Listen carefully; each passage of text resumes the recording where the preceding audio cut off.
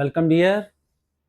आज हम 11th में डायमेंशनल एनालिसिस वाला टॉपिक शुरू करते हैं। तो सबसे ज़्यादा प्रॉब्लम बच्चों को ये डायमेंशनल फार्मूले याद करने में आती है। तो मैं आपको बताऊंगा कि डायमेंशनल फार्मूले आपको इसलिए डिफ़िकल्ट लग रहे हैं भाई, क्योंकि बहुत सारी टर्म्स फिजिकल क्वांटिटीज़ तो आपने सुन रखी हैं अपनी 9th-10th में, लेकिन बहुत सारी क्वांटिटीज़ जो आपने नहीं सुन रखी हैं वो भी आपको याद करने पड़ते, तो क्रैम करते हो। तो क्रैम ना करना पड़े उसका फार्मूला आप याद करें, रिलेशन याद करें। फंडामेंटल क्वांटिटी जैसे हम पढ़ चुके हैं पहले, तो किसी भी फिजिकल क्वांटिटी का दूसरी फिजिकल क्वांटिटी के साथ हम रिलेशन याद करेंगे, तो इस तरीके से डायमेंशनल फार्मूले हमारे को याद आराम से हो जाएंगे। तो डिफिकल्ट लगता है आप लोगों को, क्योंकि पूरी 11th-12th की फिजिक्स के आपको फिजिकल क्वांटिटी आपको याद करना पड़ती है, तो ये इसलिए डिफिकल्ट आपको लगता है। तो मैं कोशिश करूंगा कि आपको आसानी से आपको ये डायमेंशनल फार्मूले याद। तो पहला ही वर्ड जैसे हम आ जाता है dimensions. Dimensions, these are the powers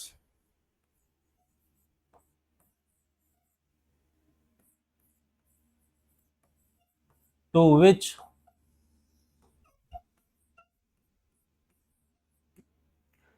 fundamental quantities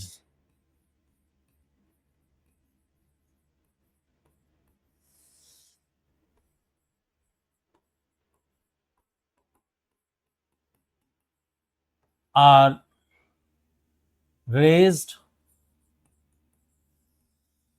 to represent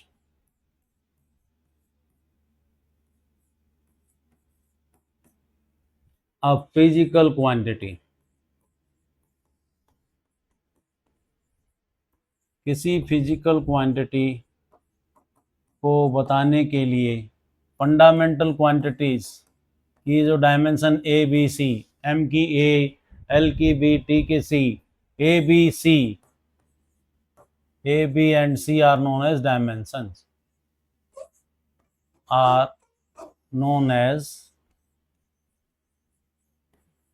dimensions।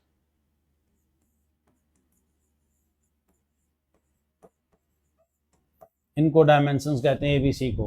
जैसे कहते हैं एम का ये, अरे भाई एबीसी आप किसी को भी दे सकते हैं, एम को बी दे दें, एल को ए दे दें, टी को सी दे दें, कुछ भी दे सकते हैं आगे पीछे जंबल करके। ऐसा नहीं कि एम की हमेशा ही आएगी, ये आपकी चॉइस है कोई भी। तो इनके जो पावर हैं इनको हम डायमेंशन बोलते हैं। Dimensional formula,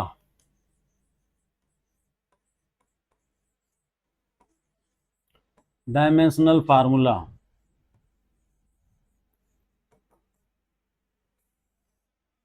formula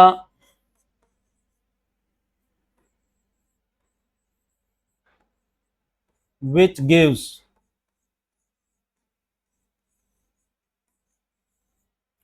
complete information, which gives complete information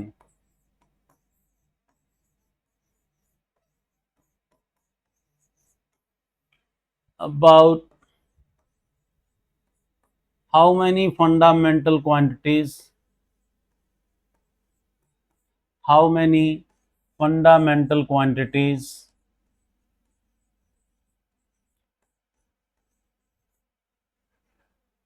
quantities are used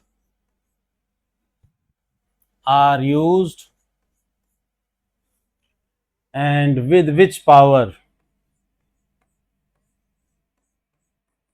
and with which power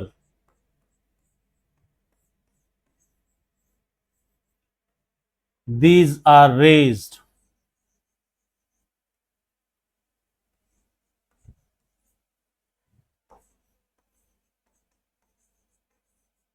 to represent a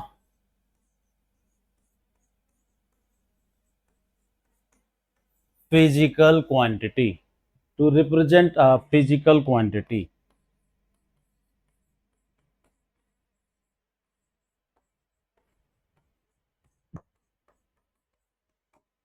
वो फार्मूला जो आपको ये कंप्लीट इंफॉर्मेशन देता है कि उस फिजिकल क्वांटिटी को बनाने के लिए कितनी फंडामेंटल क्वांटिटीज यूज की गई हैं और उनकी पावर यानी कि डायमेंशंस क्या हैं। MLT ABC। तो डायमेंशनल फार्मूले को हम ऐसे बड़ी लार्ज ब्रैकेट में लिखते हैं MLT। अब बच्चे कहते हैं MLT ही लिखते हैं सर।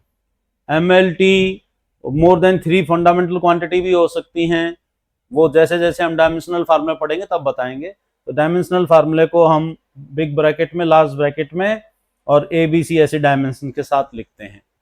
तो ये डायमेंशनल फार्मूला हो जाता है। जैसे जैसे हम करेंगे हम उसको और ज़्यादा डिटेल में एक्सप्लेन करेंगे।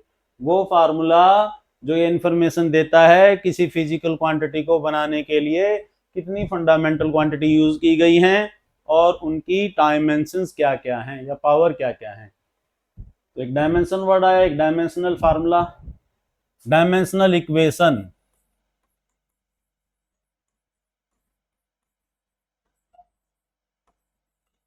Dimensional equation. if a physical quantity if a physical quantity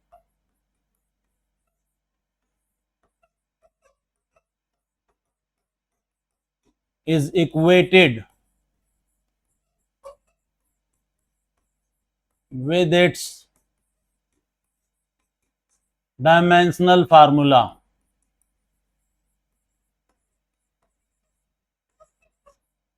dimensional formula, it is known as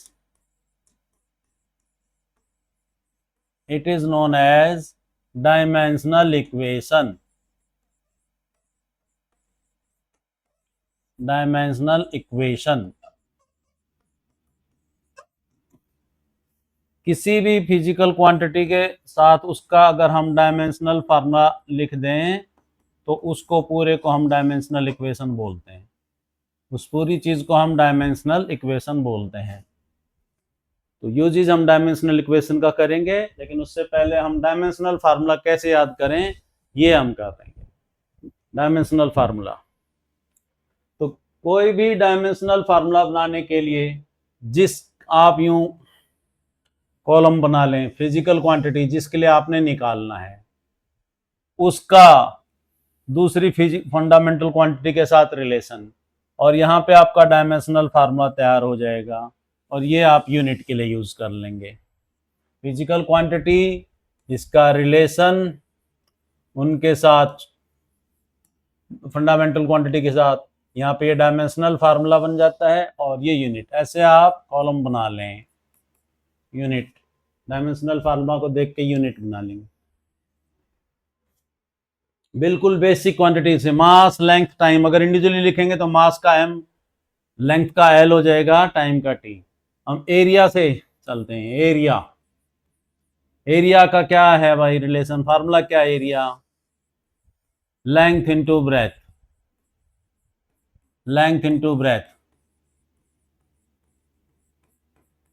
length into breadth, length को आप L से रिप्रेजेंट कर देंगे, लंबाई, चौड़ाई, ऊंचाई को आप L से ही रिप्रेजेंट करेंगे। फंडामेंटल क्वांटिटी का पूरा टॉपिक हम दे चुके हैं तो हम L से ही रिप्रेजेंट करेंगे। तो L इंटू L क्या बन जाएगा, L स्क्वेयर।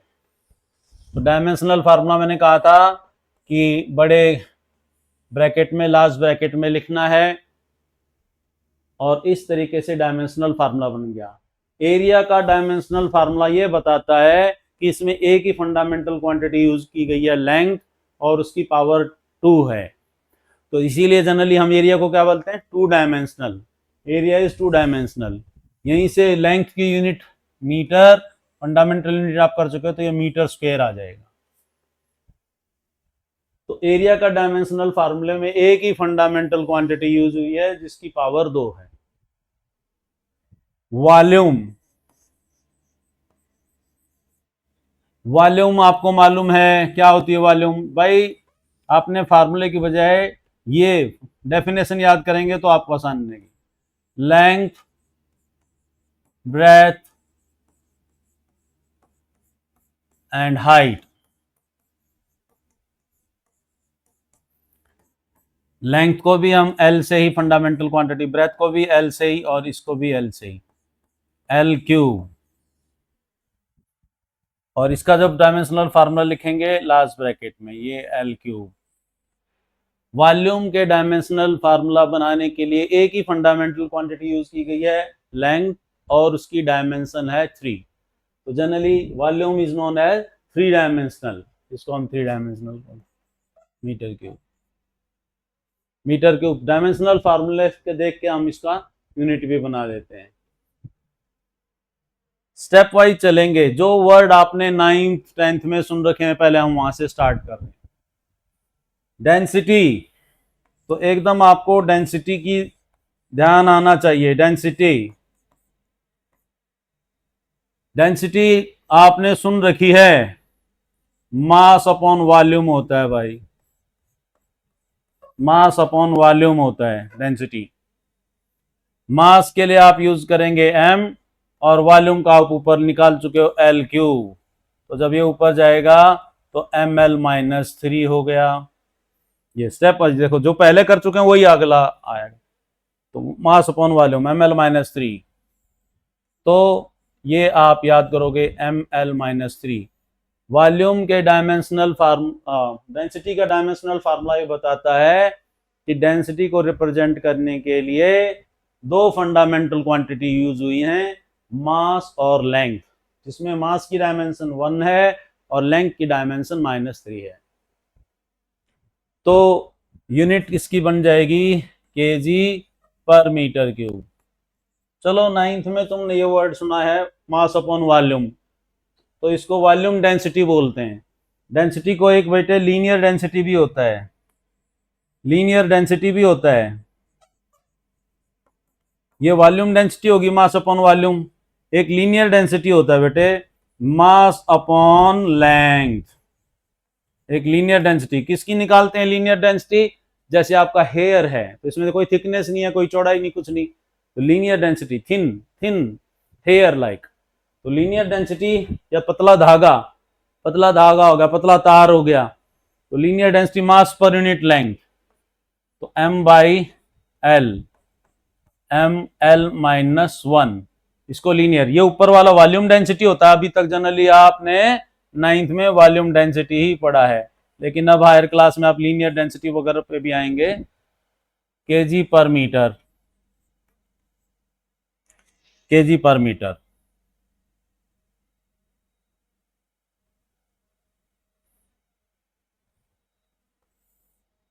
केजी पर मीटर आपके पास आ जाएगी लीनियर डेंसिटी। ऐसी आपके पास एरियल डेंसिटी भी होता है भाई, एरियल डेंसिटी, और सरफेस डेंसिटी भी बोलते हैं बेटे इसको, सरफेस डेंसिटी भी बोलते हैं, एरियल डेंसिटी या सरफेस डेंसिटी भी बोलते हैं। मास पर यूनिट एरिया, मास पर यूनिट एरिया, तो मास per unit area m/l²। Area के लिए आपने l² लिया, तो ये आपके पास आ जाएगा ml-2।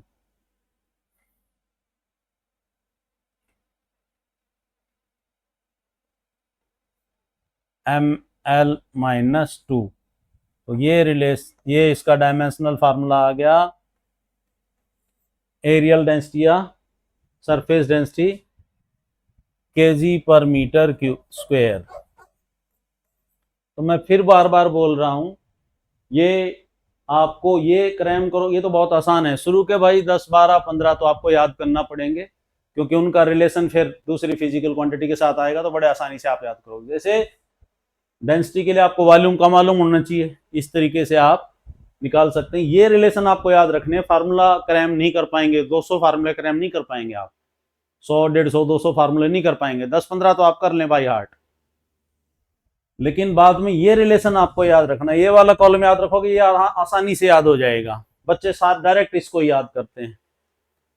अच्छा, कई जगह बुक में जब ऐसा लिखता है तो बच्चे कंफ्यूज होते हैं, और करके अगर ऐसा भी लिखा हो m0 l² t0 NCERT वगैरह में ऐसे, अरे भाई वो एक जैसा लुक देने के लिए ऐसे लिखते हैं, एनीथिंग रेज टू पावर 0 1 ही होता है, तो m0 t0 ना भी लगाएंगे तो गलत नहीं कर सकता कोई। वो एक जैसा लुक, क्योंकि सारे फार्मूले MLT की फॉर्म में लिखेंगे मैकेनिक्स के। आपको जब मैंने फिजिक्स का इंट्रोडक्शन दिया था तो उसमें बताया था फिजिक्स का वो पार्ट जिसमें हम, फिजिक्स की वो ब्रांच जिसमें हम रेस्ट, मोशन, काइनेमेटिक, डायनेमिक के बारे में बात करते हैं, उसको मैकेनिक्स बोलते हैं। और मैकेनिक्स में मास, लेंथ, टाइम, बेसिक क्वांटिटी होती है। तो इसीलिए MLT की फॉर्म एक जैसा लुक देने के लिए हम इसको लिख देते हैं, अदरवाइज एल स्क्वायर भी गलत नहीं है। तो आपको कोई कंफ्यूजन नहीं होना चाहिए। ये बच्चों को रहता है M0 T0 लिखना जरूरी होता है सर, तो कोई जरूरी नहीं है, एल स्क्वायर से भी आपका चल जाएगा। तो आपने रिलेशन याद करने, तो आपने डेंसिटी का किया। अब हम आ जाते हैं, ये सारी आपने सुन रखा है, स्पीड। स्पीड या वेलोसिटी में इकट्ठा क्यों लिख रहा हूं, इसकी डेफिनेशन 9th में पढ़ रखी है, इसकी डेफिनेशन 9th में पढ़ रखी है आपने। ये आप रिलेशन बनाओगे, यहाँ पे आप फार्मूला बना दोगे, ये आप यूनिट लिख दोगे। इसका स्पीड का रिलेशन बेटा डिस्टेंस अपॉन टाइम लिखते थे आप 9th में, या वेलोसिटी के लिए डिस्प्लेसमेंट अपॉन टाइम। तो डिस्टेंस या डिस्प्लेसमेंट दोनों एल में ही आते हैं,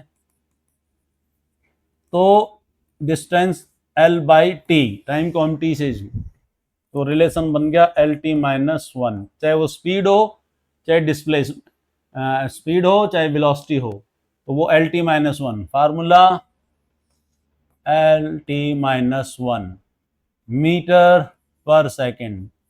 तो वेलोसिटी का फार्मूला आपको बताता है कि वेलोसिटी में दो फंडामेंटल क्वांटिटी यूज की गई हैं, एक है L और एक है T। L की पावर 1 है, T की माइनस 1 है। तो ये फार्मूला स्पीड और वेलोसिटी का एकदम आपको बाय हार्ट याद होना चाहिए, LT माइनस 1। अब आप एक्सेलरेशन बोल लें और एक्सेलरेशन ड्यू टू ग्रेविटी बोल लें, ये दोनों आपको 9th में बड़े आराम से पढ़ा रखा हूं, बहुत डिटेल में। एक्सेलरेशन बोल लें, एक्सेलरेशन ड्यू टू ग्रेविटी, एक ही चीज है। इसको हम ए से लिख लेते थे, इसको जी से लिख लेते थे। तो एक्सेलरेशन, वेलोसिटी या स्पीड, वेलोसिटी अपॉन टाइम को भी एक्सेलरेशन बोलते हैं, स्पीड अपॉन टाइम को भी लिखते हैं। तो वेलोसिटी, क्योंकि हम पहले निकाल चुके हैं, वेलोसिटी और स्पीड अपॉन टाइम एक्सेलरेशन होता है। ये स्पीड अपॉन टाइम भी एक्सेलरेशन होता है, वेलोसिटी अपॉन टाइम भी होता है। 9th में हम ये सारी चीजें पढ़ चुके हैं। तो एक्सेलरेशन का क्या फार्मूला बन जाएगा, वेलोसिटी का आप पहले निकाल चुके हैं, मैंने बोला ना, ये एकदम बाय हार्ट याद होना चाहिए, LT माइनस 1, और टाइम ये T है। तो T को जब ऊपर ले जाओगे तो फार्मूला बन जाएगा LT माइनस 2। तो इसको फार्मूले को, एक्सेलरेशन के फार्मूले को हम कैसे लिखेंगे, LT माइनस 2, चाहे वो एक्सेलरेशन है या एक्सेलरेशन ड्यू टू ग्रेविटी है। तो बेटे LT minus 1, LT by heart याद होनी चाहिए, स्पीड वेलोसिटी के। क्यों बोल रहा हूं बार बार, अभी बताता हूं। अगले रिलेशन इन्हीं से ही बनेंगे, वेलोसिटी एक्सेलरेशन से मैक्सिमम, अगले मैक्सिमम रिलेशन इनसे बनेंगे। तो मीटर पर सेकंड स्क्वायर बोला था ना, डायमेंशनल फार्मूला, वो फार्मूला जो कंप्लीट इंफॉर्मेशन देता है कितनी फंडामेंटल क्वांटिटी यूज की गई हैं और क्या उनकी पावर है, और इसी से ही डायमेंशनल फार्मूला की हेल्प से हम यूनिट बना पाते हैं। तो जैसे वेलोसिटी और एक्सेलरेशन आया, वर्ड आता है मोमेंटम। मोमेंटम वर्ड भी आप सुन चुके हो 9th में, मोमेंटम। तो आपको मोमेंटम की डेफिनेशन क्या याद करनी है, मास इनटू वेलोसिटी। आपको पता था mv होता था, mass into velocity, momentum vector quantity 9th में पढ़ रखा है। मास के लिए आप m लिख लेंगे, वेलोसिटी आप पहले निकाल चुके हो। मैं फिर बोल रहा था कि आपको ये बाई हार्ट याद होनी चाहिए, वेलोसिटी एक्सेलरेशन 4-5 शुरू के। फिर आपने ये रिलेशन याद रखने मोमेंटम का, ये जो फार्मूला है एकदम, आप किसी बच्चे को अगर एकदम याद नहीं होता मोमेंटम MLT माइनस 1, अरे भाई मोमेंटम की डेफिनेशन याद रखो mv, वेलोसिटी तो याद होना ही चाहिए। देखो पहले बोला velocity LT minus 1, acceleration LT minus 2। तो इस स्टेप से आप याद करेंगे। ये याद करने मुश्किल है एकदम, ये क्रैम करने मुश्किल है, ये आसान है क्योंकि हम 9th में पढ़ रखे हैं हमने ये सारे। मोमेंटम मास इंटू वेलोसिटी होता है, तो आप इसको याद करो, ये अपने आप याद हो जाएगा एकदम दिमाग में। मास इंटू वेलोसिटी, मास के लिए m, वेलोसिटी के लिए MLT माइनस 1। वैसे याद नहीं आएगा, मोमेंटम सोचते रहते हैं बच्चे, हम क्लास में पूछते हैं, सोचते रहते हैं। अरे भाई डेफिनेशन याद रखो, मास इंटू वेलोसिटी, तो डेफिनेशन से फार्मूले याद होंगे, फार्मूला डायरेक्ट क्रैम नहीं होगा आपको। तो डेफिनेशन ये जो आप पढ़ चुके हो और ऑलरेडी कर चुके हो, कुछ नई डेफिनेशन आएंगी उसमें आपको थोड़ा सा दिक्कत आ सकती है, लेकिन जो 9th में आपने कर रखे हैं वो तो आप कर सकते हैं भाई। KG metre per second. Momentum, force 9th में आप बहुत ज्यादा पढ़ चुके हो फोर्स के बारे में, फोर्स का चैप्टर था आपका पूरा, न्यूटन लॉ, तीनों लॉ फोर्स के बारे में ही बात करते हैं, न्यूटन के तीनों लॉ। फर्स्ट लॉ फोर्स को डिफाइन करता है, सेकंड लॉ फोर्स को मेजर करता है, और थर्ड लॉ फोर्स की नेचर बताता है। ये हम 9th में बड़े डिटेल में आपको बता चुके हैं, एफ से हम इसको रिप्रेजेंट करते हैं। और आपको फोर्स, आपने एम में, सबको याद है फोर्स का एम में। अब ए आप पहले निकाल चुके हो, मैं पहले फिर रिपीट कर रहा हूं, वेलोसिटी, एक्सेलरेशन वगैरह, एरिया, वॉल्यूम, ये कुछ 5-7 आपको याद होने चाहिए। बाद में आपको डेफिनेशन याद होनी चाहिए, ये अपने आप याद हो जाएंगे।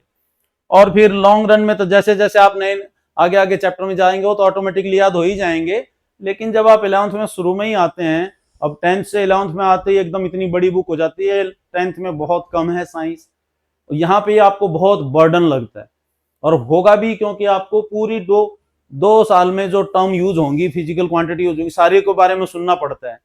तो अगर उनको थोड़ा थोड़ा डिफाइन कर दें तो आपको आसान हो जाएगा डायमेंशनल फार्मूले याद करना। नहीं तो डायमेंशनल फार्मूले, अब मैं इतना जोर क्यों दे रहा हूँ डायमेंशनल फार्मूले पे, अगर डायमेंशनल फार्मूले आपको नहीं आएंगे तो आगे जो यूज है डायमेंशनल एनालिसिस वो नहीं कर पाओगे फिर आप। तो ये उसमें काफी क्वेश्चन इस पे आते हैं। तो मास के लिए m होगा, एक्सेलरेशन के लिए LT-2 होगा। तो भाई ये MLT-2 जब आपको बार बार प्रैक्टिस से याद हो जाए तब तो अच्छी बात है, लेकिन जब आपको याद नहीं हो रहा तो m में याद रखो। a आपको वैसे याद है, m का m होता है, मास के लिए m होता है, एक्सेलरेशन के लिए LT-2 होता है, तो आपको ये बड़े आसानी से याद हो जाएगा, MLT-2 kg metre per second square, और इसका नाम हम न्यूटन दे लेते हैं भाई, न्यूटन इसकी यूनिट, फोर्स की यूनिट आप क्योंकि 9th में किया हुआ है। मोमेंटम भी पढ़ रखा है, फोर्स भी पढ़ रखा है, स्पीड भी पढ़ रखा है, एक्सेलरेशन भी, और एक्सेलरेशन ड्यू टू ग्रेविटी भी, ये सारे 9th की टर्म आपने कर रखी है भाई 9th में। अब जो है वर्क, अपना 9th में चैप्टर था वर्क, पावर, एनर्जी, वर्क और एनर्जी में वर्ड बोल रहा हूं। वर्क और एनर्जी जब मैं बोलता हूं, किसी भी फॉर्म की एनर्जी हो, किसी भी फॉर्म की एनर्जी है, आप वर्क और एनर्जी का सेम आएगा। और वर्क की डेफिनेशन आपको 9th में ही कर रखा है, force into displacement, force into displacement. अब फोर्स पहले कर चुके हो, MLT-2 into MLT-2 into L, force into displacement. तो यहां पे आपके पास फार्मूला बन गया ML2T-2 केजी मीटर स्क्वायर पर सेकेंड स्क्वायर। इसको न्यूटन मीटर भी बोल लेते हैं और जूल भी बोल लेंगे इसको, ये इसकी यूनिट है।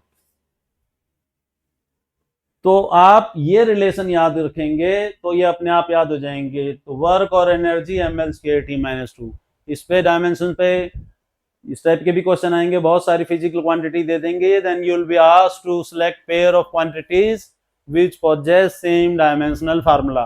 तो वर्क और एनर्जी, एनर्जी में किसी भी टाइप की बोल रहा हूँ, पोटेंशियल एनर्जी बोल रहा हूँ, काइनेटिक एनर्जी बोल रहा हूँ, इलेक्ट्रिकल एनर्जी बोल रहा हूँ, हीट एनर्जी बोल रहा हूँ, मैग्नेटिक एनर्जी बोल रहा हूँ, किसी भी फॉर्म की एनर्जी आप बोलोगे तो उसके लिए सेम होगा ML2T-2।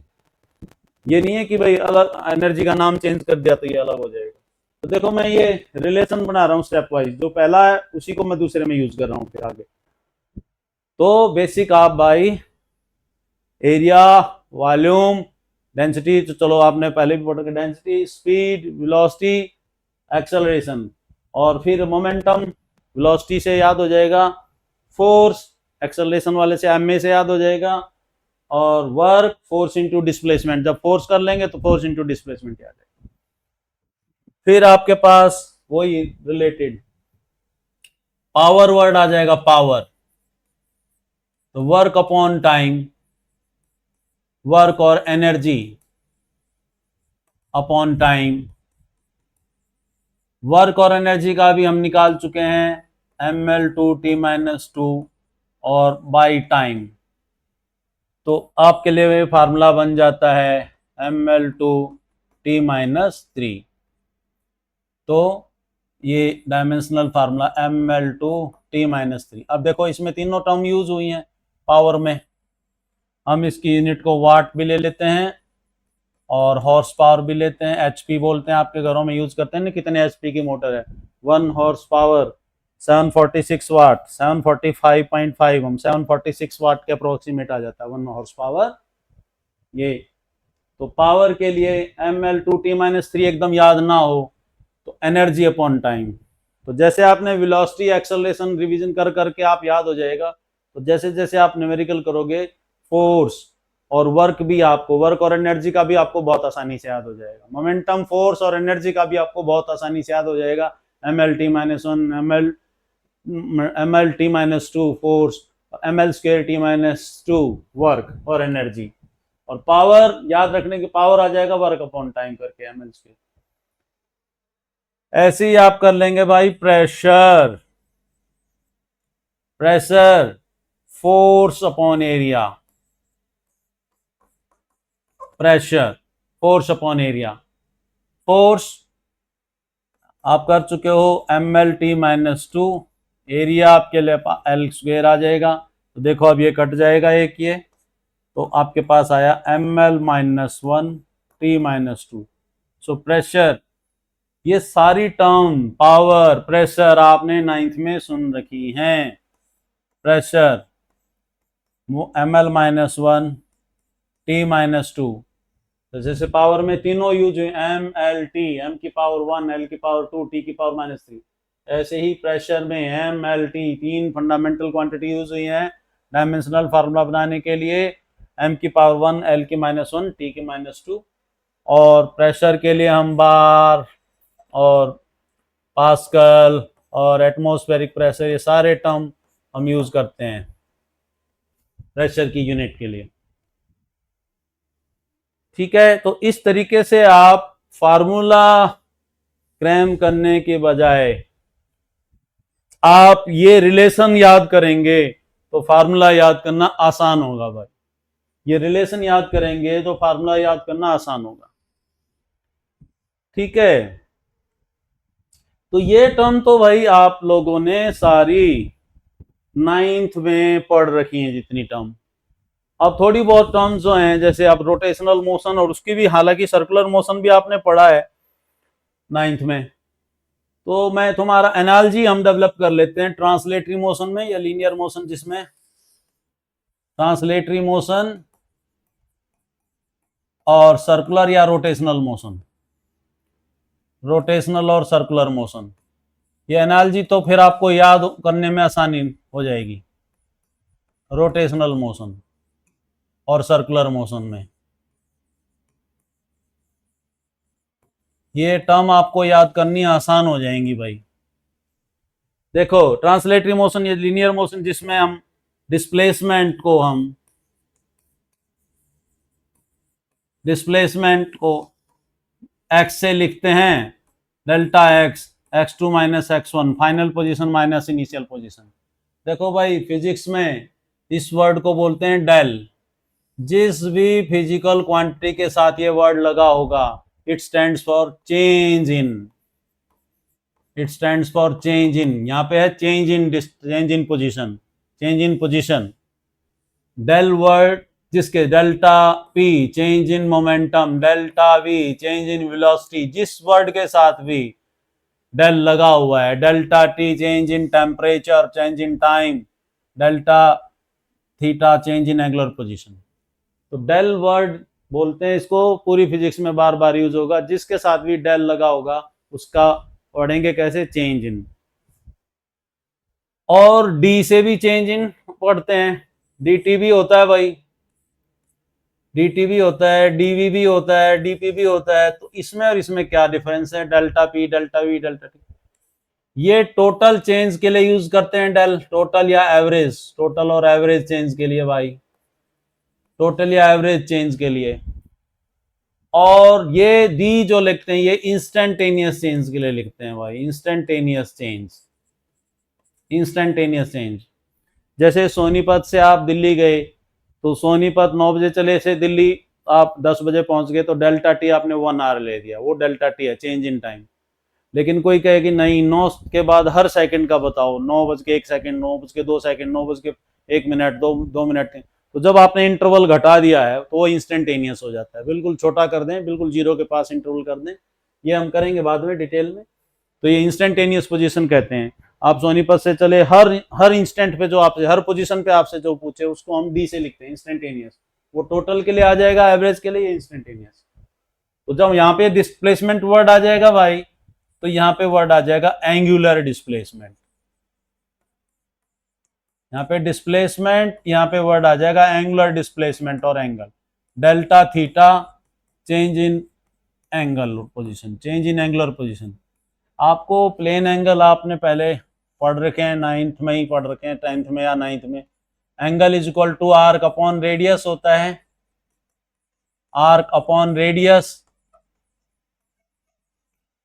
तो आर्क भी लेंथ है, एल भी लेंथ है बेटा, तो लेंथ से लेंथ, तो एंगल क्या आ जाता है, डायमेंशनलेस होगा। यूनिट तो इसकी रेडियन होगी, यूनिट रेडियन, लेकिन एंगल डायमेंशनलेस क्यों होगा भाई, as it is ratio of same quantity. Any quantity which is ratio of same quantity will be dimensionless. इस एंगल पे आपके पास क्वेश्चन जरूर आते हैं, एनी फिजिकल क्वांटिटी, ये बड़ा क्वेश्चन बार बार आते हैं, any physical quantity which is dimensionless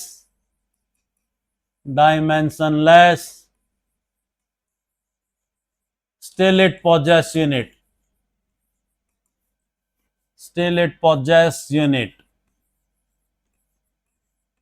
ऐसी फिजिकल क्वांटिटी बताओ जो डायमेंशनलेस है फिर भी इसकी यूनिट है, तो एंगल आता है, रेडियन इसकी यूनिट हो गया। और एंगुलर डिस्प्लेसमेंट या एंगल एक ही बात है, ये डायमेंशनलेस होगा, ratio of same quantity. Distance या डिस्प्लेसमेंट को हम, लीनियर मोशन था, ये रोटेशनल मोशन। आप पूरी मैकेनिक्स में ही 2 टाइप का मोशन और एक ऑसिलेटरी मोशन, 3 टाइप का मोशन पूरी 11th में आप पढ़ेंगे। तो एनालॉजी में डेवलप कर रहा हूं ताकि आपको ये डायमेंशनल फार्मूले याद करने आसान हो जाएं। स्पीड या वेलोसिटी अभी ताजा ताजा हमने लिख लिया। स्पीड या वेलोसिटी जब लिखते थे इसको v से, तो यहाँ पे x2 minus x1 displacement upon time जब हम लिखेंगे, तो ये डिस्प्लेसमेंट अपॉन टाइम या distance upon time metre per second, और LT-1 इसका यूनिट हो जाएगा। यहाँ पे वर्ड आ जाएगा एंगुलर स्पीड या एंगुलर वेलोसिटी, एंगुलर स्पीड और angular velocity.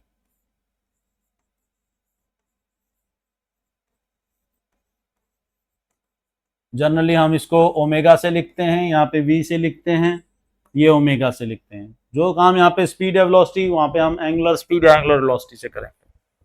Theta by T लेके करेंगे, θ2 minus θ1 upon T2 minus T1 change in angular position, या थीटा बाई टी करेंगे। अभी क्या कहा था, थीटा में तो कुछ है नहीं, delta theta by delta T कर लेंगे मान लो, तो वो तो डायमेंशनलेस है बाई टी, वो तो ऊपर तो डायमेंशन है नहीं, सेम डायमेंशनलेस है ये, तो थीटा तो एंगल आर्क अपॉन रेडियस। तो ये क्या बन जाएगा भाई, T-1 इसका फार्मूला आ जाएगा एंगुलर वेलोसिटी का, एंगुलर स्पीड का, रेडियन पर सेकेंड हम इसको बोल लेंगे, रेडियन पर second, T-1 angular speed angular velocity का। और यहां पे आएगा एक्सेलरेशन। जैसे ही हम आगे पढ़ेंगे ना भाई, तो हम एंगुलर स्पीड और वेलोसिटी में रिलेशन भी निकालेंगे, v is equal to R omega. Linear speed angular speed में ये रिलेशन भी निकालेंगे। यहाँ पे आप एक्सेलरेशन a लेंगे, वही वेलोसिटी अपॉन टाइम, LT-2 आपका आ जाएगा। यहां पे वर्ड आ जाएगा एंगुलर एक्सेलरेशन। एंगुलर एक्सेलरेशन, इसको ए से लिखते हैं, इसको आप अल्फा से लिखते हैं। तो जो आपने कहा वेलोसिटी अपॉन टाइम, यहाँ पे एंगुलर स्पीड अपॉन टाइम आप सीधा लिख लें, एंगुलर स्पीड अपॉन टाइम। ये कंफ्यूज नहीं होना कि आप कहीं पे आप theta two minus theta one, theta by T simple करके, आप सिंपल डेफिनेशन हम कर रहे हैं यहाँ पे, angular displacement upon time, angular velocity upon time. Simple ये रिलेशन आप याद करें, एंगुलर एक्सेलरेशन। ओमेगा का आपने क्या निकाला था भाई, टी माइनस वन, टी के लिए टी ये ऊपर जाएगा तो T minus to, dimensional formula किसका बन गया, एंगुलर एक्सेलरेशन का बन गया, टी माइनस टू। और इसकी यूनिट क्या बन गई, रेडियन पर सेकंड स्क्वायर। तो ये एनालॉजी आप डेवलप कर लें, जो उसमें लीनियर मोशन में जो आप डिस्प्लेसमेंट लेते हो वहां पे एंगुलर डिस्प्लेसमेंट, उसकी तो डायमेंशन एल है, डिस्प्लेसमेंट की तो एल आएगी, लेकिन वो डायमेंशन लेस होगा, ये अंतर है। स्पीड वेलोसिटी की एल टी माइनस वन हम निकाल चुके हैं, इसमें टी माइनस वन बनेगी एंगुलर स्पीड की। एंगुलर स्पीड, एंगुलर वेलोसिटी या एंगुलर फ्रीक्वेंसी भी लेंगे तो यही आएगा इसमें, फ्रीक्वेंसी वर्ड अभी बताऊंगा इसमें, सर्कुलर मोशन में रोटेशन। ये एक्सेलरेशन है, एल टी माइनस, वहां पे एंगुलर एक्सेलरेशन लेते हैं भाई अल्फा। एक्सेलरेशन और एंगुलर एक्सेलरेशन में भी बाद में जब हम डिटेल में उनमें पढ़ेंगे तो उनमें भी रिलेशन निकालेंगे। तो ये थोड़ा सा आपको डायमेंशनल फार्मूले से कंफर्ट करने के लिए इतना डिटेल में बता रहे हैं, नहीं तो सारा आगे यूनिट में पढ़ना है तुमने ये, इसीलिए ये मुश्किल लग रहा है डायमेंशनल फार्मूला, कि आपको ये चीजें तो आगे पूरी बुक में पढ़नी है, लेकिन ये आपको पहले याद करने पड़ रहे हैं, तो इसलिए आपको डिफिकल्टी आती है डायमेंशनल फार्मूला याद करने। तो आप यूं रिलेशन कर लें भाई, यूं रिलेशन डेवलप कर लें आपस में, एनालॉजी बना लें यहाँ पे। तो T minus two, angular acceleration word आते ही सोचते रहते हैं, सीधा बोलो angular velocity upon time. Angular velocity हम पहले निकाल चुके टी माइनस वन टी, तो टी माइनस टू बन जाएगा इस। अब जैसे लीनियर मोशन में, ट्रांसलेटरी मोशन में जो काम मास का होता है बेटा, mass, mass it is the measure of inertia, आपने ये वर्ड सुन रखा है, measure of inertia. Inertia word ninth में सुन रखा है, न्यूटन के फर्स्ट लॉ में इनर्शिया होता है। मेजर ऑफ इनर्शिया का मतलब जितना ज्यादा मास उतना ही ज्यादा उसका इनर्शिया। ना तो वो रेस्ट से मोशन में आराम से आ पाएगा, ना मोशन से रेस्ट में, या ना हम उसकी डायरेक्शन आसानी से चेंज कर पाएंगे। जिसका जितना ज्यादा मास उसका उतना ही ज्यादा इनर्शिया, नाइन्थ में आपने पढ़ रखा है। जैसे सिंपल सा एग्जांपल है, एक कार है एक ट्रक है, तो कार को हम बड़ी आसानी से पुश कर सकते हैं, लेकिन ट्रक को नहीं कर पा रहे हैं इतना आसानी से पुश। या कार जा रही है, उसको ब्रेक मार रुक कर रोकना आसान है, ट्रक को हम पुश करके रोकेंगे वो मुश्किल है। तो जिसका जितना ज्यादा इनर्शिया मास होगा उसका उतना ही ज्यादा इनर्शिया होगा, उसको रेस्ट से मोशन में, मोशन से रेस्ट में या डायरेक्शन चेंज करना उतना ही डिफिकल्ट होगा। तो इनर्शिया कौन मेजर करता है, मास मेजर करता है। कौन मेजर करता है, मास। तो जो काम ट्रांसलेटरी मोशन में या लीनियर मोशन में, ट्रांसलेटरी मोशन में, मोशन इन अ प्लेन में, ट्रांसलेटरी मोशन में, और यहां रोटेशनल मोशन में मास का काम कौन करेगा भाई, रोटेशनल मोशन में मास का, मास की जगह कौन ले लेगा, एक वर्ड आएगा मोमेंट ऑफ इनर्शिया ले लेगा भाई। कौन ले लेगा, moment of inertia. Moment of inertia, ये जो मोमेंट वर्ड का मतलब है, मोमेंट, इस वर्ड का मतलब है टर्निंग इफेक्ट। मोमेंट वर्ड का मतलब टर्निंग इफेक्ट और एंगुलर इफेक्ट और रोटेशनल इफेक्ट, रोटेशनल इफेक्ट। तो ये वर्ड आप नहीं सुनेंगे 11th में, मोमेंट ऑफ इनर्शिया। मास और इनर्शिया आपने सुन रखा है, तो मोमेंट ऑफ इनर्शिया को जनरली हम आई से लेते हैं। तो ये M R square, mass into distance का स्क्वायर, और ये जो आर है is the distance from the centre. जितना कोई, ये आप आर रेडियस है, इस पे कोई पत्थर बांध के आप इसको रोटेट करा रहे हो एम मास को, तो ये इसका मोमेंट ऑफ इनर्शिया आएगा M R square, mass into radius का स्क्वायर। तो मास के लिए आप m लेते हैं, moment of inertia L square हो जाएगा। तो फार्मूला आपके पास बन गया एम एल स्क्वायर। तो ये रिलेशन आप याद करोगे तो मोमेंट ऑफ इनर्शिया का डायमेंशनल फार्मूला आपको याद हो जाएगा। मोमेंट वर्ड सुनते ही बोलो टर्निंग इफेक्ट, रोटेशनल इफेक्ट। तो जो काम लीनियर मोशन में, ट्रांसलेटरी मोशन में मास करता है, रोटेशनल मोशन में वो काम मोमेंट ऑफ इनर्शिया करता है। यानी कि जिसका जितना ज्यादा मोमेंट ऑफ इनर्शिया, उसको रोटेट कराना उतना ही मुश्किल, या उसको रोटेशन से रेस्ट में लाना उतना ही मुश्किल। एक भारी चीज लेके आप की रिंग को बड़े आसानी से घुमा लेते हैं, हल्का है उसका और लेंथ भी छोटी है उसकी। एक लंबा रिबन लेके घुमाएं तो वो आपको डिफिकल्ट होगा, क्योंकि उसका मोमेंट ऑफ इनर्शिया ज्यादा होता है। तो जिसका जितना ज्यादा मोमेंट ऑफ इनर्शिया, उसको रोटेट कराना उतना ही मुश्किल, और उतना ही रोटेशन में अगर है तो रोटेशन से रेस्ट में लाना मुश्किल। भाई ये मैं ज्यादा बातें इसलिए बता रहा हूं ताकि आप डायमेंशनल फार्मूले याद कर पाएं। ये तो पूरा डिटेल में हमने, रोटेशनल मोशन का एक बहुत अच्छा चैप्टर है, हर डिफिकल्ट भी लगता है बच्चों को थोड़ा सा, और बहुत अच्छा चैप्टर है, उसमें हमने सारी डिटेल में पढ़नी है। तो आपकी कन्वीनियंस के लिए कि आप उनको क्रैम ना करो डायमेंशनल फार्मूले को, आप एनालॉजी डेवलप कर पाओ, इसलिए हम ये करवा रहे हैं। अब जो काम इसमें फोर्स करता था, फोर्स को आप लिखते थे एम में, अब ये मैं करवा चुका हूं फोर्स। वहां पे वो काम करता है बेटे टॉर्क। टॉर्क इसको मैं कितने तरीके से लिखूंगा, moment of force, moment of force, और turning effect of force, turning effect of force, और rotational effect, rotational effect.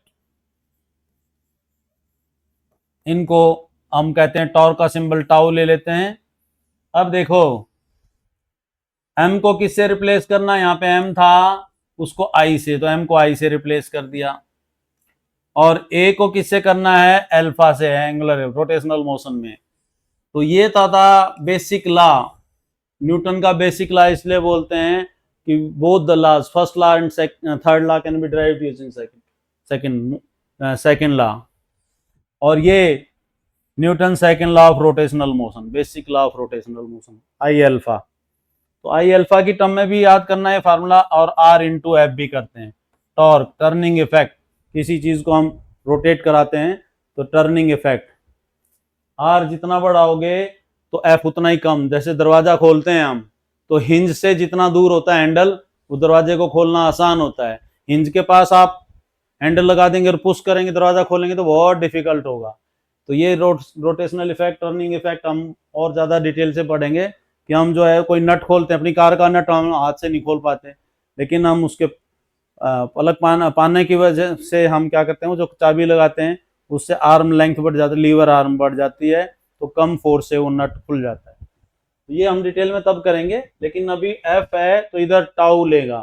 Force क्या काम करता है, किसी बॉडी को रेस्ट से मोशन, मोशन से रेस्ट या डायरेक्शन चेंज करने के काम आता है। वही काम टॉर्क कर रहा है रोटेशनल मोशन में, किसी बॉडी को रेस्ट से रोटेशनल मोशन में, या रोटेशनल मोशन से रेस्ट में, या डायरेक्शन चेंज करने के लिए हम टॉर्क लगाते हैं। तो बड़े आसानी से आपको टॉर्क का फार्मूला याद हो जाएगा। आई का ये ऊपर लिखा तूने एम एल स्क्वेयर, और अल्फा के लिए अभी आपने लिखा था T-2, तो ये आपके पास फार्मूला आ गया M L square T-2, M L square T-2। तो आपने वर्क और एनर्जी के लिए भी निकाला था, तो इसीलिए एक और आपको रिलेशन पता लग गया, टॉर्क और वर्क और एनर्जी का सेम होता है formula, M L square T-2 torque. ये आपका साथ के साथ क्वेश्चन भी तैयार हो रहे हैं, आपको पेयर दे देंगे फिजिकल क्वांटिटी के, and then you will be asked to select pair of quantities which possess same dimensional formula. तो टॉर्क, वर्क और एनर्जी का सेम होगा, इसकी यूनिट भी न्यूटन मीटर और जूल बन जाएगी, न्यूटन मीटर और जूल बन जाएगी। तो इस तरीके से आपने देखो सिस्टम से, वहां पे आपने वर्ड क्या बोला था भाई, एंगुलर मोमेंटम, ओ सॉरी वहां पे वर्ड बोला था momentum, momentum M V, momentum word बोला था, ये सारे हम कर चुके हैं। मोमेंटम के कोरस्पॉन्डिंग यहां पे क्या आ जाएगा, angular momentum, turn angular momentum. चलो इसको दोबारा लिखते हैं, ट्रांसलेटरी मोशन में आप मोमेंटम लिखते हैं mv, तो रोटेशनल मोशन में आप जो है एंगुलर मोमेंटम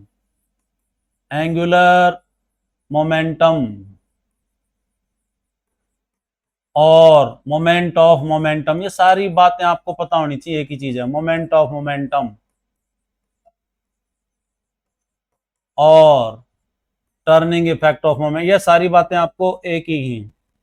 टर्निंग इफेक्ट और rotational effect of momentum, rotational effect of momentum.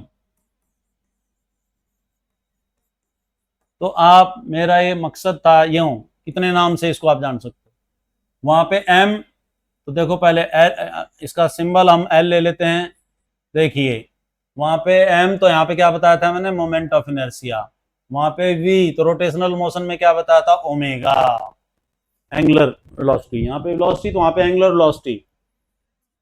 और इसको आगे जब करेंगे डेरिवेशन, तो आर इंटू पी से भी करेंगे, जैसे मैंने आर क्रॉस एफ से किया था, ये आर इंटू पी भी होगा।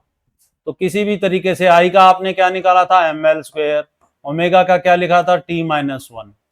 तो देखिए एल का क्या फार्मूला आ गया, M L square T minus one.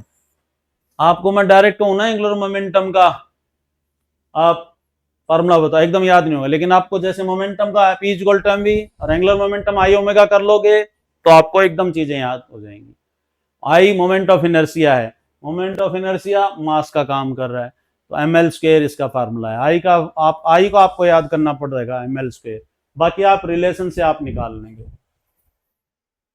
तो ये मेरी कोशिश थी कि आप जो है डेफिनेशन याद करें, रिलेशन याद रखें, फार्मूला अपने आप हो जाएगा। शुरू के आप 5-7 जो हैं, शुरू की टर्म जो है, फांडा में जो वेलोसिटी, एक्सेलरेशन, डेंसिटी, ये शुरू के आप थोड़े बहुत याद कर लें, बाकी की आप डेफिनेशन याद करें तो आसानी से हो जाएगा। तो ये मैकेनिक्स का कुछ पार्ट हमने किया अभी, रोटेशनल मोशन और ट्रांसलेटरी मोशन में। मैकेनिक्स में प्रॉपर्टीज ऑफ मैटर भी आता है, उसकी भी कुछ क्वांटिटीज हैं, उसको हम अगले उसमें करेंगे। तो ये आप एक तरीका बना लें याद करने का। फिर इलेक्ट्रिक फिजिक्स के भी हैं, फिर मैग्नेटिक के भी हैं, तो एक वीडियो और बनाना पड़ेगा। वो फार्मूला कुछ आप करेंगे तो उससे बाहर फिर कुछ आएगा नहीं फार्मूले से। तो कोशिश करो आप डेफिनेशन या रिलेशन याद करने की, तो डायमेंशनल फार्मूला अपने आप तैयार हो जाएगा। क्रैम करना मुश्किल है। Thank you.